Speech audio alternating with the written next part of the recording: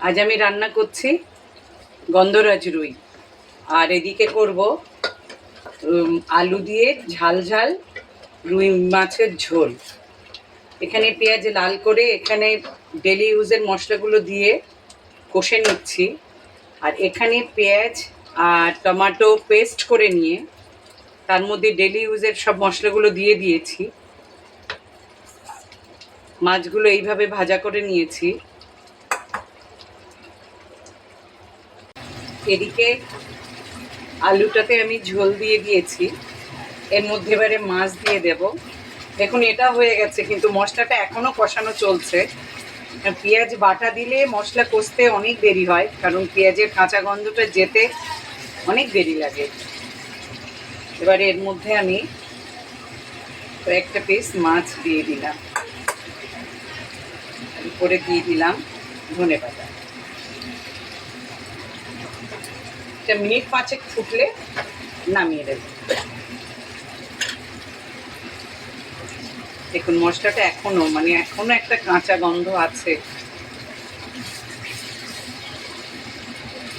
আর আমি কিন্তু গন্ধরাজ লেবুর শুধু রসটাই দেব, কারণ অল্প তো, বেশি কেটে কিংবা গ্রেট করে দিলে একটু তেতো হতে পারে, যার জন্য আমি শুধু রসটুকুই দেব।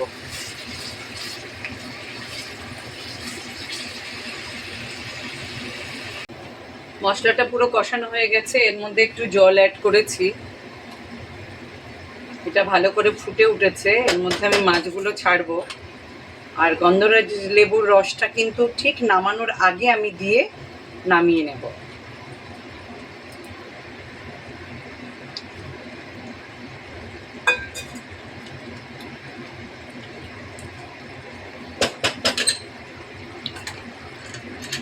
এদিকে এটাও হয়ে গেছে পুরো, গ্যাস অফ করে দিয়েছি।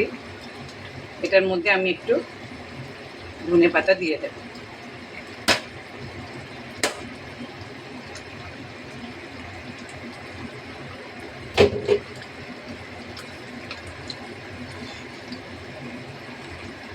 এটা মিনিট 6-7 আমি ফোটাবো ঠিক করে, তারপরে গন্ধরাজ লেবুর রসটা দিয়ে নামিয়ে নেব।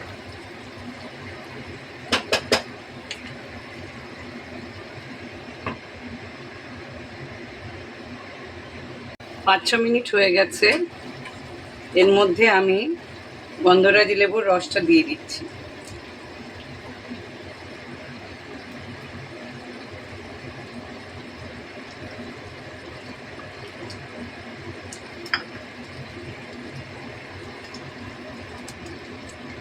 এবারে আমি এটা বন্ধ করে দেব।